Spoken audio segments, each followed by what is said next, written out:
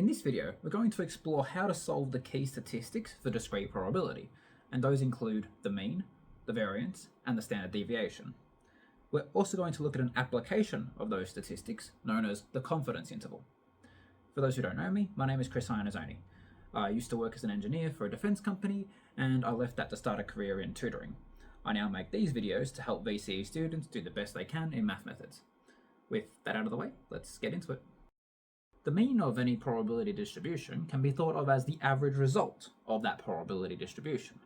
It is sometimes referred to also as the expected value of that probability distribution. In the context of discrete probability, we can only calculate the mean if we first know the full probability distribution table. Once we have that, the mean is calculated using this equation. It looks a little bit tough to start out with, but it's not as bad as it looks. All we're going to do is multiply every x value by its corresponding probability and then add all those results together. In this case, it's going to get us a mean of 1.2. What this tells us is that the average result of the probability distribution is 1.2. Now, it's worth noting that doesn't mean that we can suddenly have a result of 1.2. This is still a discrete probability distribution after all, but what it does tell us is that most of the probability is centered around 1.2. Which makes sense since the highest likelihood outcome on this table is getting an outcome of 1. Sometimes you're going to want to apply a function to the expected value. The only thing that you're doing differently here is applying that function to the x value before multiplying it by the corresponding probability. The most common one that comes up is going to be e of x squared, and you'll see later on that's going to be used in calculating the variance. But for now, to actually calculate e of x squared, all that we're going to do is square each of those x values before multiplying it by the corresponding probability. And just like before, we're still going to add all of those results together to calculate the final result. Another common function that comes up often is going to be the linear function. Just like any other function, all we're going to be doing is applying that full function to the x value before multiplying by the corresponding probability. But this isn't ideal. You'll notice I actually have to drop the font size just to keep that all on the same line. There is a better way of dealing with this. For linear functions, there's actually a shortcut. Instead of trying to find the expected value of ax plus b, you can actually take that coefficient of a out the front and then apply the addition of b at the end. By rearranging it this way, all you have to do is do what you're already used to doing, which is calculating the expected value, or the mean. And then, to apply the transformation, all you do is multiply it by a and then add that b term at the end. The variance is a measure of spread. It tells you how far spread apart each of your outcomes are. If your probability is roughly evenly distributed across all of the outcomes, then you have a high variance. But if all of your probability is distributed into a small area on that table, then you're going to have a low variance. The variance is calculated as follows. There's actually two ways you can express the variance. The second equation is just the expanded version of the first. And it's actually a lot easier to use since all you have to do is calculate two terms that you're already familiar with calculating. First, we just calculate e of x squared. We saw how that was calculated in the previous example. Next, you're going to calculate the mean, or just e of x, which we've also seen how that gets calculated. Once we have that result, we're going to square it. That's what e of x all squared looks like. Once we have both of those terms, we're just going to perform the subtraction, thus getting our final result. Sometimes you're going to be required to find the variance of a function. Generically, it looks like this. All we're going to do is replace every instance of x with whatever that function is. The good news is that math methods won't give you anything worse than a linear function. And just like with the expected value, there is also a shortcut for linear functions with variance as well. All we're going to do is find the variance as normal and then multiply by a squared at the end. So, using the probability distribution from before, we're going to start by calculating the variance. We've actually already done that, so I'm just going to borrow the result from earlier.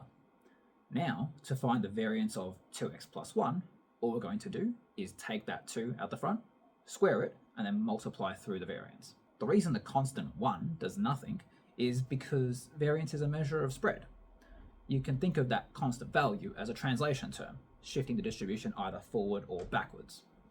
And if we know that variance is a measure of spread, then shifting the entire thing forward or backwards does nothing to the spread, since everything is moving at the same rate.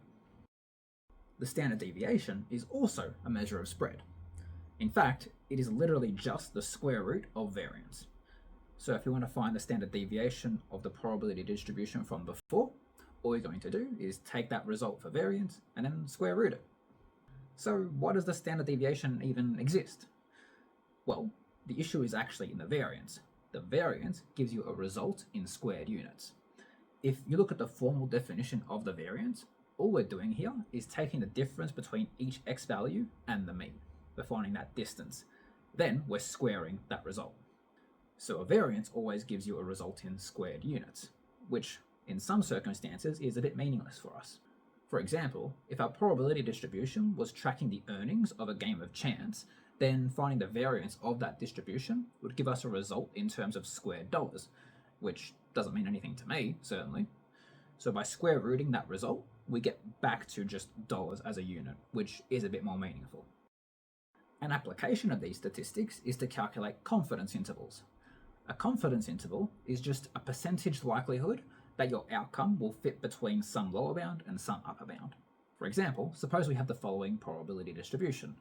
I've graphed this one because this one has a lot of different outcomes. It has 20 different outcomes. The x-axis represents the specific outcomes of the distribution, and on the y-axis is the probability, or the likelihood, of any of those outcomes occurring. A 95% confidence interval for this distribution might be from 6 to 12.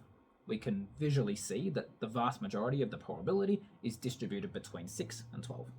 Now I've just estimated that visually. There is an actual calculation for this, and the ones that we're going to be looking at are calculated as follows. There are 3 key confidence intervals that you'll be required to know. These are the 68, the 95, and the 99% confidence intervals. All confidence intervals are centered at the mean. The lower bound is always calculated by the mean minus a number of standard deviations, and the upper bound is always calculated by the mean plus a number of standard deviations. In all of these circumstances, the mean will always be at the center of that. You'll notice that when I gave my guess of 6 to 12, the center of that is x equals 9, which is the tallest probability, or approximately the mean. The only difference between the confidence intervals is the number of standard deviations either side of the mean. If you want to be more confident, you want to increase the interval, which just means you're going to multiply by a larger number of standard deviations. The most common one that you'll have to calculate is a 95% confidence interval. If we want to calculate a 95% confidence interval for this distribution, then we're going to need to know its mean and its standard deviation. We calculated those earlier, so I'm just going to borrow those results. When we perform the calculation, we're actually going to get a bit of a weird result. This result tells us that we're 95% confident that our result is going to be between negative 0.23 and 3.23, even though every result on the table is only between 0 and 3. So what's going on here? The issue is that we don't have a large enough number of outcomes. When we take 95% confidence intervals, we usually do that over much larger data sets, like the one we saw earlier, which had 20 different outcomes. This statistic becomes more useful as the number of outcomes increases, which you're going to see in future videos. If you found this video helpful and would like to see more, I actually have all sorts of additional resources available for free on my website. Just click the link in the description and you can access them here. And if you'd like my personal help, then consider signing up for the tutoring program. I offer the first 2 weeks free of charge so you can get a feel for whether or not this will be a good fit for you. Otherwise, I'll see you in the next video.